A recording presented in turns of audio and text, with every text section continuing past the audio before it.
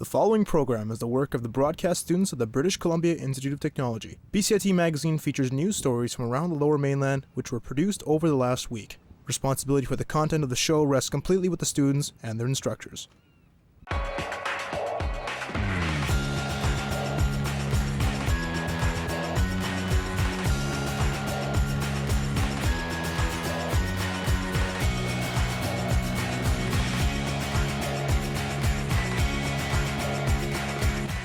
Today on BCIT Magazine, Prime Minister Trudeau is in town for the First Ministers' meeting. A local group wants to reduce poverty in BC.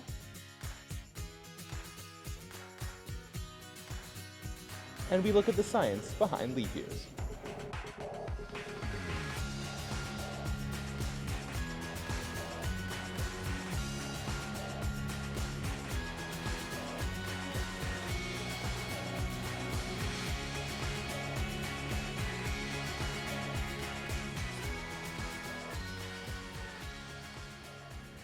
Hello and welcome to BCIT Magazine. I'm Katie Johnson. And I'm Shaquille Majuri.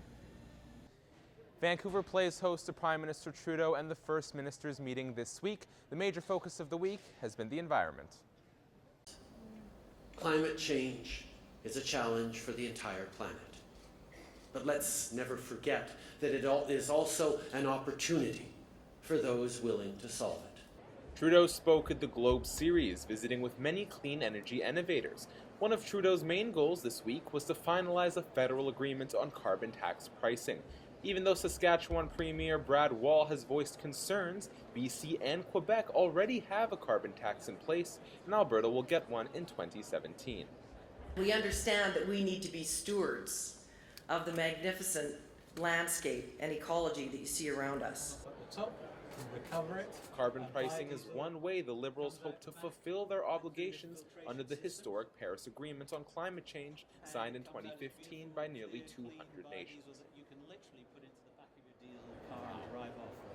The government's clean energy announcement coincides with the Site C ruling, which rules in favor of BC Hydro and against protesters, many of whom are Indigenous, Amrit Gill reports. We did not give free and prior consent for this construction, and we still don't. A feeling of defeat overcame protesters of the Site C dam. An injunction ordered by BC Hydro was served to the protesters by a Supreme Court judge, ordering those opposed to leave the grounds of the $8.8 billion energy project. This is a battle that we normally don't fight in courtyards. If this was an issue back home, this wouldn't make it to our court dockets. We already would know that this would not happen because it's too much destruction, lifelong destruction. Our treaty promises as the sun shines, grass grows and river flows. That means forever. Coincidentally, just a few blocks away, a federal minister was celebrating economic growth in the energy sector for the First Nations.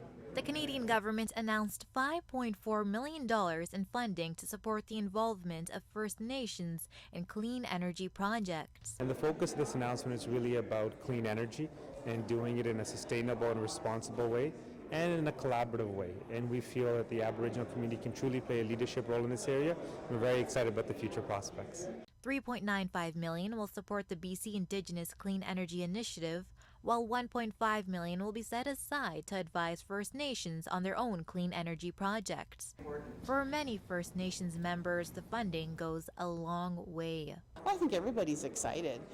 Finding, developmental costs, capacity building money when you're doing clean energy is really hard. While in this room, the economic growth in the energy sector comes in as a victory, others are feeling powerless. Amrit Gill in Vancouver for BCIT Magazine. Now what? Where do we go from here? After months of delay, TransLink has announced April 8th as the date where all fare gates will close. But TransLink Minister Peter Fassbender says he told TransLink that they cannot close the gates until they come up with a solution for people with disabilities. Currently, disabled users will have to call a TransLink attendant every time they want to go through the gates. And maybe you're fed up with public transit altogether. Well, a group of UBC students have come up with a ride-sharing app as an alternative to the 99B line. My co-anchor Shaquille Majuri has the story. A new ride-sharing service is now operating in Vancouver. Spare Rides is the product of two UBC graduates, and while it may have beat Uber to market, the two are a little different. We're actually connecting those drivers with people that are going in a similar route as them. So it's more like carpooling through the use of technology rather than hailing a taxi. The drivers are paid a share of their commute, essentially splitting the cost of the ride. Security features are in place to weed out bad drivers. These include Facebook and phone verification, a rating system, and collecting data on the driver's trips. At launch, we're just covering the UBC Broadway corridor, which basically includes everything from UBC to commercial and from pretty much the ocean to 16th. Andrews also gave a tutorial on how the app works. Basically has the options to either ride or drive. And so in this case, I'll just tap drive, and I'll make a trip which goes to basically UBC. So I just go in here. So for this case, I'll say I leave in 15 minutes, and I tap start. But will people feel safe in the hands of an upstart ride-sharing company? We asked students on BCIT's Burnaby campus to very split reactions. I think they have to be open about the procedures and selecting drivers who are available to pick people up, and also I think a rating system is key. Not sure. I'd say probably not for right now. It would need to develop some credibility before I kind of try it out. Good for them. I think that we need more sort of like ways to get around the city. Our goal is to provide a service that is built for our community and for the community to share rides and to share their commutes. Spare Rides is only in its first few weeks of operation, and while Uber is still working its way into Vancouver, the public now has an alternative to cabbing. Shaquille Majuri in Vancouver for BCIT Magazine. My doctor's appointment's at 3:10, so I thought I'd give this app some time. A new Senate committee report is calling for a tax on sugary drinks. It's one of several recommendations in a new health report they hope will promote better consumption amongst Canadians. Coming up next on BCIT Magazine, residents at the Lion Hotel are protesting the potential sale of their home. And a neighborhood in Abbotsford wins a world-class honor. A defining moment for me was when I finished my first internship and got lots of really great feedback from industry professionals. I would have never imagined I'd be walking into the floors of TSN and thinking, I'm not a student anymore, I'm here to work. I will be starting a job with an investigative news program in Toronto, and I'm really excited to see that grow into what will become, hopefully, my dream job. BCIT Broadcast and Online Journalism, putting you to work.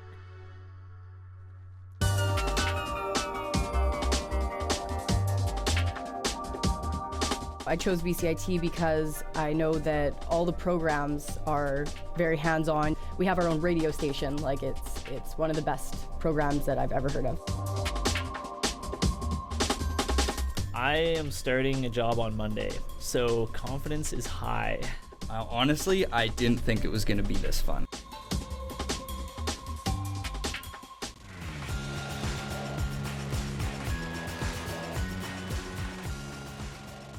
A group of concerned residents are trying to bring attention to their housing predicament. Reporter Colleen Mostert headed down to the Lion Hotel to talk to these residents who are afraid they'll be evicted if their building is sold.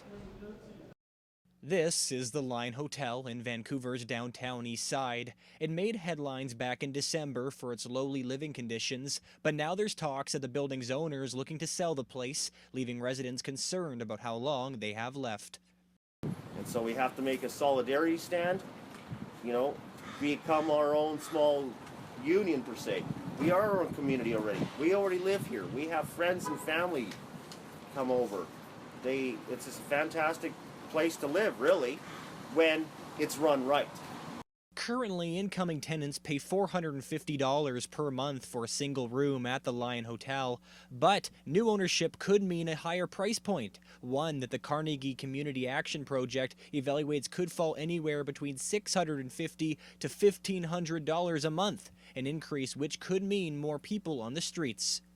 Either he doesn't know what he's doing, or he just want to cash in on the property value increase, which either way, it's creating lots of homelessness and it's creating lots of hassle for everybody.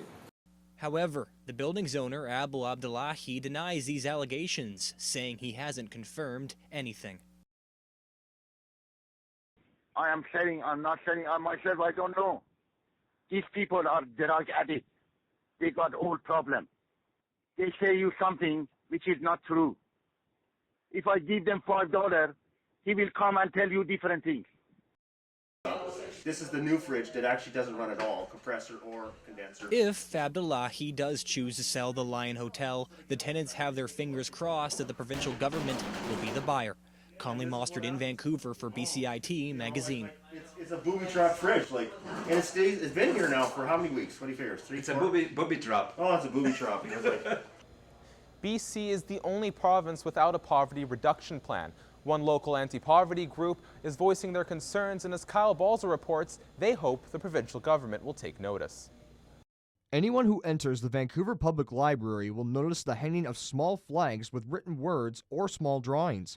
These pieces of art were created by those suffering in poverty in the city of Vancouver, who say they have had enough of the government's negligence. This man was recently put on pension. We need to double, at least,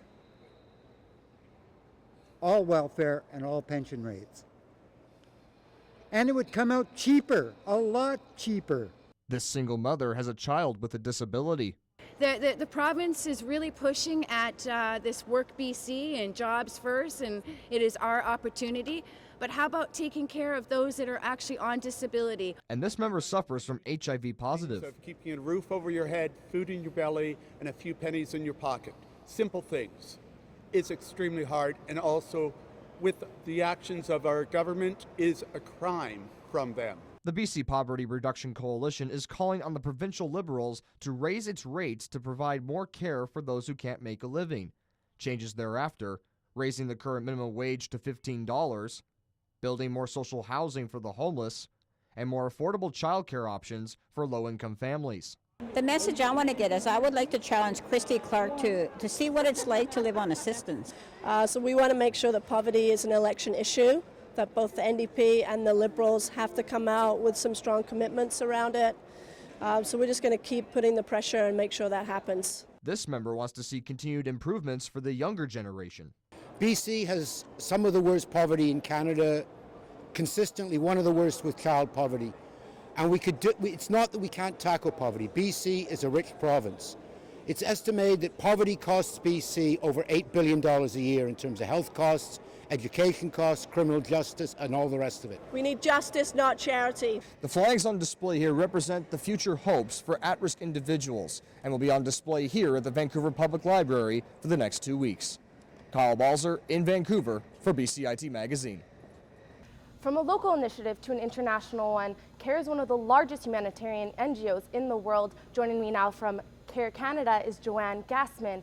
Thanks for joining me, Joanne. Thank you so much. And you're here talking about an event happening for International Women's Day. Can you tell me a little bit about it? Sure. Well, International Women's Day actually happens every year on March 8th, but this year we're celebrating a little bit ahead of time on March 6th at Jericho Beach for an event called Walk in Her Shoes. And it's called Walk in Her Shoes because women in developing countries walk 10,000 steps in order to get just basic means of things like water and food.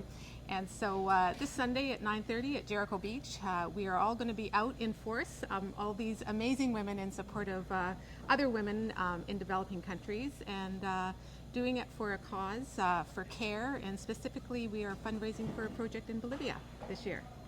So why are you targeting women and children in particular? Well, it's interesting, but there are a number of statistics out there. But number one, we know that women are more disadvantaged when they're impoverished. Women in particular, girls, if they receive a better education, they marry later, they have fewer children, and they actually improve their income by 20% each year that they go to school. Oh wow, that's so great. Thank you for joining me today. For more information on this event, visit the website below, and this event takes place this Sunday at Jericho Beach. Vancouver millennials relying on a sizable inheritance from the bank of mom and dad might need a reality check. A new survey from Van City suggests that baby boomers won't be leaving as much as expected. Katie Youngblood has the story. Millennials counting on their parents' inheritance may want to rethink their finances, according to a new Van City report. The study says that only 12% of parents anticipate leaving behind a large sum of money for their children. A lot of children are expecting far more money than will actually be available. And that's a really poor plan for building your future on. So there's nothing worse than getting to retirement age and having expected all those amounts of money and not getting it. 85% of male children and 71% of female children aged 18 to 34 believe that they will receive an inheritance. The amount they expect? $300,000. The reality is that 66% of BC parents will leave behind $100,000 or less to each child. When asked what their inheritance expectations were, millennials had this to say. No, I don't think we've had that conversation yet. In my culture, inheritance is actually a big deal. We don't give everything away. It's generally passed down to the next generations. I don't expect millions of dollars. I think some people my age probably think. I'd say it's definitely expected. When we asked older generations, they had different opinions. I don't think my family's in a tough situation. They've all done pretty well for themselves. I'd say I'm sorry that they're not going to get their inheritances. They came in at a bad time. They got terrible jobs, terrible prospects, and now the last thing to hit.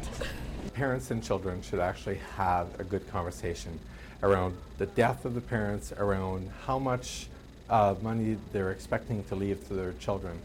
So now it's time to have that tough discussion. Katie Youngblood in Vancouver for BCIT Magazine. Coming up next on BCIT Magazine, after celebrating in a banner year, the BC film industry faces an uncertain future. And we take a look at the science behind leap years. Standby graphics, ready camera one. If you want to experience the fast-paced world of news, today on BCIT Magazine, striking, make magic on a movie set, frame, and action, or bring your creative ideas to life, BCIT's hands-on training will get you started. BCIT Television and Video Production. Your possibilities start here. The most rewarding thing for me has been the relationships I developed in the program, both with instructors and classmates. My sense of confidence has never been higher. I mean, this program's offered great opportunities to be in real world, real industry situations, and being in those moments and knowing I can contribute, I can do this. It's exciting to be in this industry and to meet lots of great people and to make amazing friends. BCIT Broadcast and Online Journalism, realizing your potential.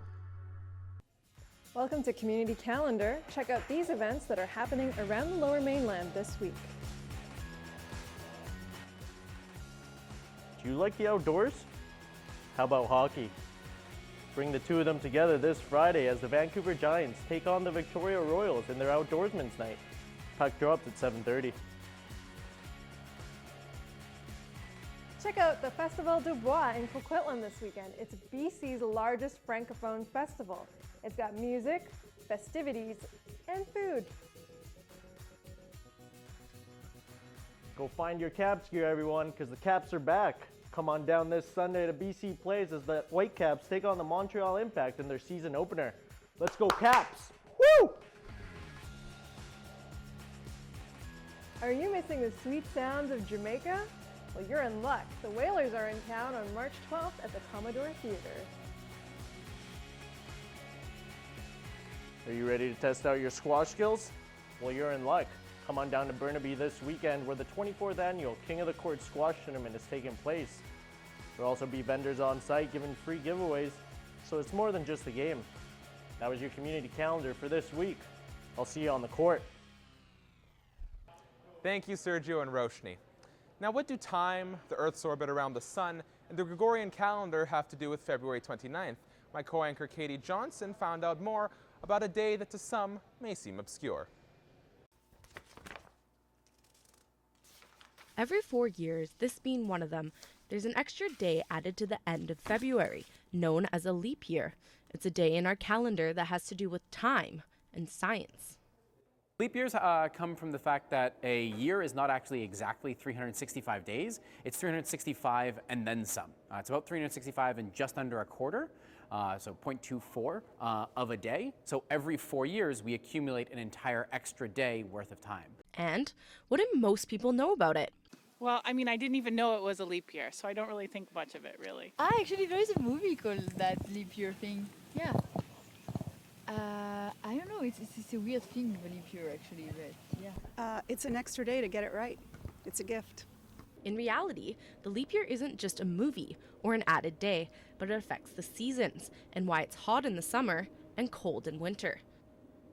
We split the year into 4 seasons, and it's an allocation of time where the sun falls on a certain point in our year, or a certain point on the Earth.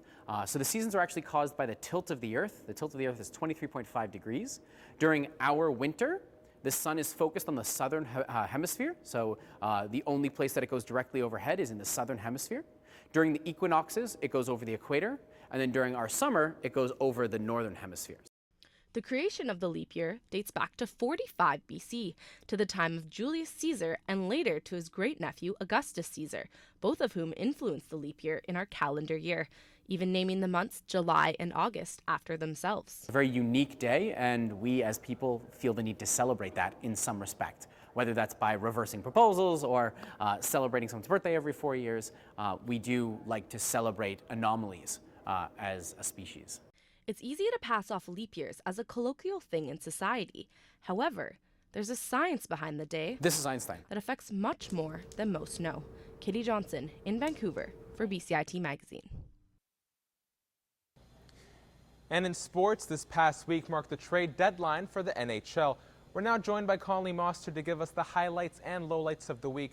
So Conley, what happened on trade deadline day for the Vancouver Canucks? There was a lot of lowlights. Sadly, the Vancouver Canucks woke up on trade deadline morning with every expectation to move Dan Hamhuis by the deadline. That failed to come to light. We know that the Dallas Stars showed interest. We know Dan Hamhuis was willing to waive his no-trade clause to go there. But what it looks like is that ownership stepped in. They wanted to get more from the deal. They wanted Jim Benning to go out there and do better. He couldn't. So the Dallas Stars took their talents to Calgary, and it looks like they were able to acquire Chris Russell, leaving us with nothing. So what does this mean for the Vancouver Canucks moving forward and leading into draft day? Well, it means that there's work to be done. I mean, they have to go out and acquire picks. They thought they would be able to do that on deadline day. This may push the franchise a year or so behind schedule where they need to be. Verbata is an unrestricted free agent. Dan Hamhuis is an unrestricted free agent. So there's no leverage there. They really have to get some stuff done. Thank you very much, Conley. The Vancouver Canucks have a tough California road trip ahead of them. Let's hope they do well. Thanks, Conley. It was a busy week here in film at the 88th Annual Academy Awards, where The Revenant took home 2 big wins. The film was partially shot here in BC, and now the Finance Minister, Mike de Jong, wants to take away tax credits for the industry, and it has many worried. My co-anchor, Shaquille Majuri, has more. Nobody's getting hurt. That guy was up there before we got here. 2015 was a huge year for BC's film industry. Support for locally shot movies like Deadpool and The Revenant were clear even at this Oscars party. Vancouver's tax credits have turned the province into a hotspot for Hollywood productions. Oh my God, we have 2 Academy Awards between us. This past year we saw a couple of really big films that had a lot of recognition, especially amongst mainstream media and the big trades, The Revenant and Deadpool. They were both shot by different studios here in British Columbia. But things may change. The provincial government says the cost of tax credits has gone from $255 million to roughly $493 million in 6 years. Altering the tax credits could damage Hollywood's positive impact on BC. Reports say, for example, that Deadpool brought $40 million to the local economy. Gill is confident, however, the industry will remain strong regardless of the outcome. We have the talent base, we have the reputation globally for being one of the 4th largest sectors really in North America that can support the level and the quality and the type of productions that we can attract here will continue. Sometimes the world needs a team. One person against the change is Mayor of Surrey, Linda Hepner. She says that productions in her city, like DC's Legends of Tomorrow, have had a great economic benefit. There needs to be a discussion with not only the industry, but with also those of us who benefit from that industry in the Lower Mainland. Given the number of productions we had this last year and the benefits that we saw, it would be loss of millions in economic activity. The BC government says change will be coming. For local moviegoers, only time will tell if they can keep spotting their province in Hollywood films. Shaquille Majuri in Vancouver for BCIT Magazine. And finally, Clearbrook, a neighborhood in Abbotsford, has won a coveted title. The 2016 Berkeley Springs International Water Tasting event crowned Clearbrook as having the best tap water in the entire world. It's a pretty good affirmation of your job and kind of your hard work that you put into it and everything. Clearbrook serves over 10,000 residents. The water is untreated and it's extracted directly from the ground before going into the customer's tap. There's no chlorine or fluoride added, and this isn't the first time Clearbrook water has received attention. We won bronze last year. We took home the gold the year prior. Yeah, it's it's a consistent top few, it seems, in that water tasting competition. The competition is the largest and longest running water tasting event in the world. So our reporter Kyle Balzer actually brought us some of the tap water from Abbotsford. Oh, great. And being the professionals we are, I think it's only fair that we try a bit. So cheers. Before we do that, I've had a lot of tap water in my day, so you've got to sniff it. You got to swish it around a bit. Now we can cheers. Cheers. It's great. Tastes like bottled water. Yeah, it does. Tastes like water. It's awesome that we have water like this here in BC. It really is. If you have any questions or comments regarding this program, please visit us online at bcit-broadcast.com or bcitbroadcastnews.ca. I'm Shaquille Majuri. And I'm Katie Johnson. And that was this week's edition of BCIT Magazine. Thanks for joining us.